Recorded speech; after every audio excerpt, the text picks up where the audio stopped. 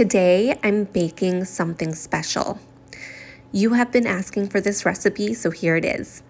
I am sharing my Tangerine chocolate chip cookie recipe with step-by-step instructions.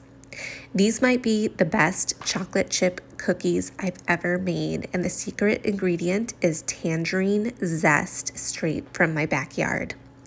One of my favorite things about growing my own food is it's not just about harvesting fruit, it's about turning what you grow into something really meaningful and really delicious.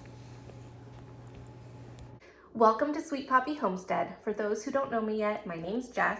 I am a physician assistant, registered dietitian, and mother of 3.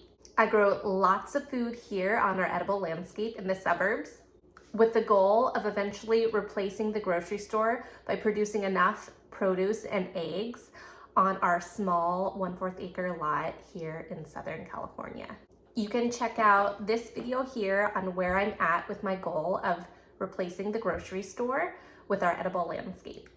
We are always adding on to the edible landscape and sharing what we're doing, so make sure to subscribe if you're into that sort of thing, and go ahead and give us a like. Let's get into the recipe, but first I would like to highlight a couple benefits about these cookies and what kitchen tools you will need. This recipe is made with dried tangerine zest powder from ripe tangerines from our garden.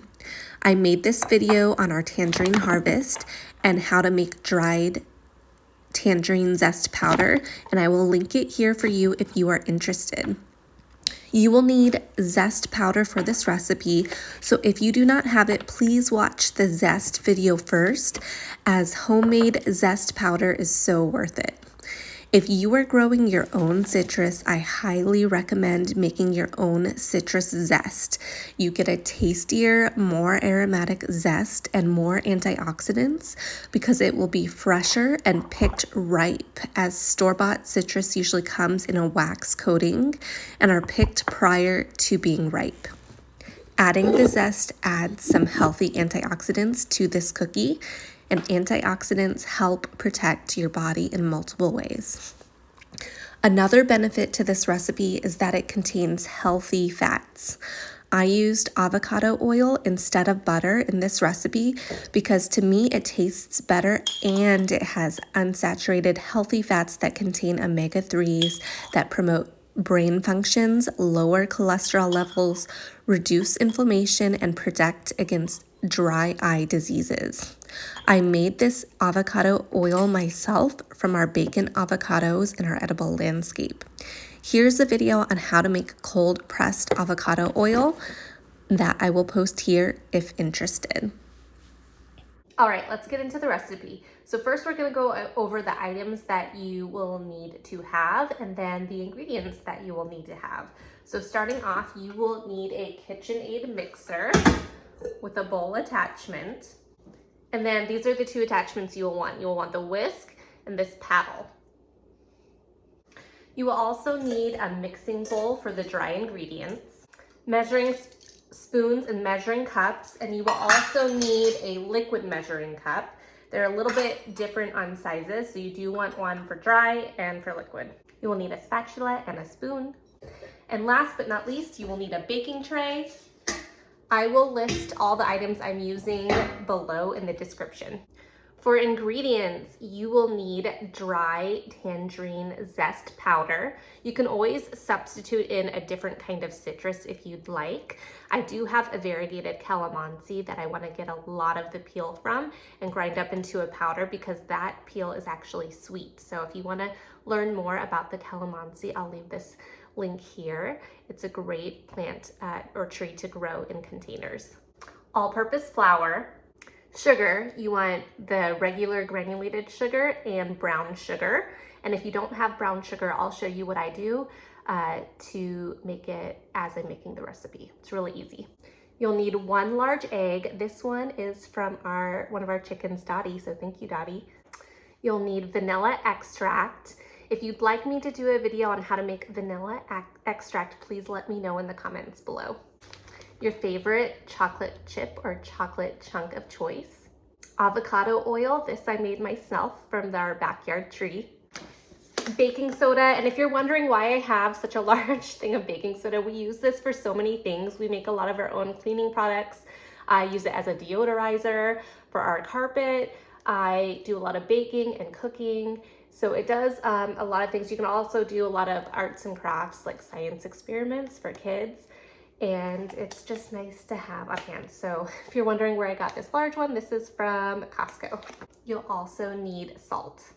Step 1, you want to preheat your oven to 350 degrees.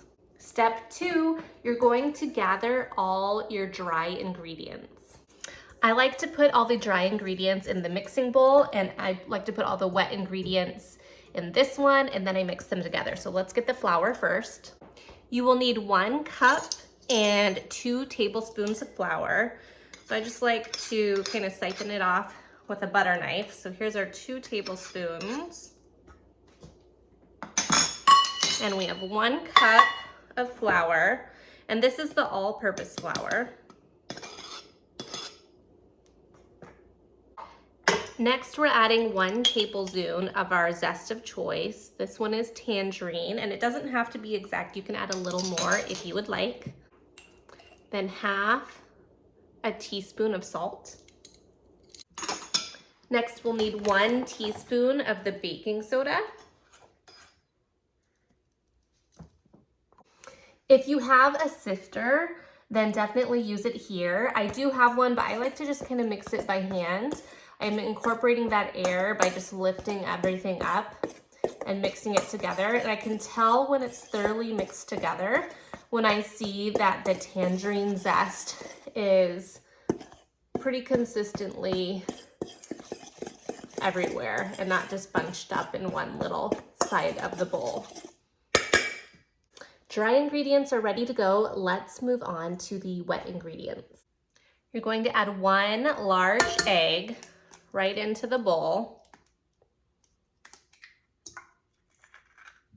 I like to go ahead and whisk it just like this without adding it on to the KitchenAid and then putting it aside. The next step is to add the sugar. So if you don't have brown sugar, I never buy it anymore. So what I do is if it calls for brown sugar and regular granulated sugar, I just add up how much sugar total needs to go in, and then I'll pour a little bit of molasses in as we're blending it, because molasses is added to brown sugar and that's how you make it. So you never actually need to have brown sugar. You can just add this to the recipe when you're mixing everything else in. It's really easy and it saves you a lot of money, and it's my favorite way to do brown sugar. So I'll show you how. So this recipe, you will need 1/2 cup sugar and 1/4 cup brown sugar.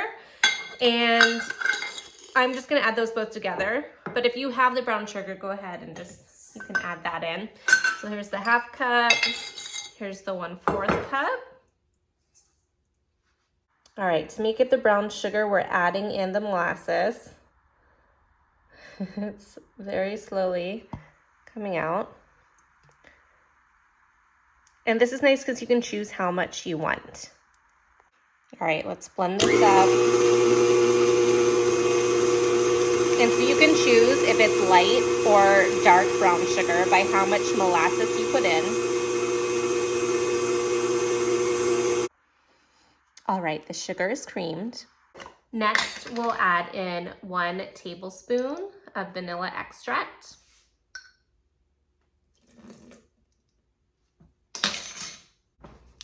1/2 cup of avocado oil. If you're using butter, that would be 1/2 cup as well.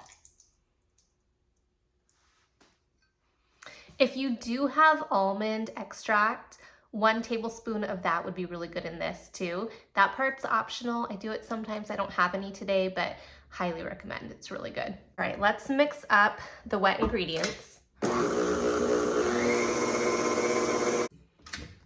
Now we can add the dry ingredients into the wet ingredients.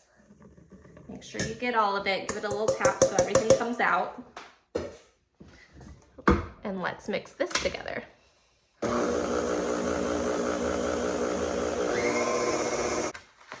Let's add our chocolate chips. You want to add about 1 cup. I never measure. I just kind of pour and decide with my heart how much I want in there. My kids like a lot of chocolate chips, so they should be happy with this. And mix it all together.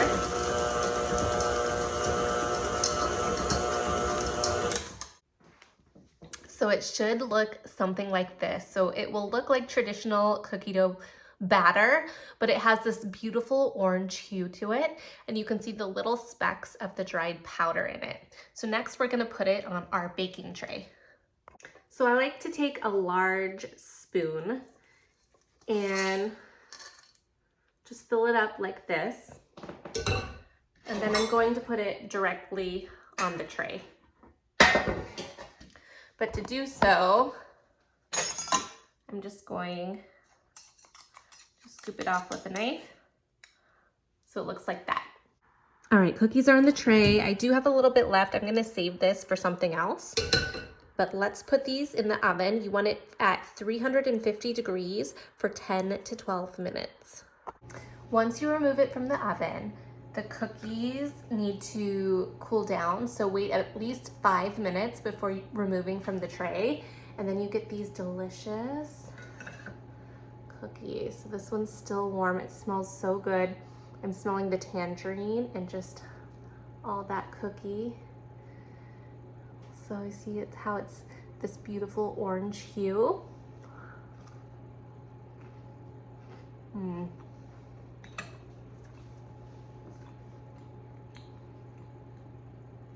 It's sweet. It's a little bit chewy with crisp edges. Gooey, chewy.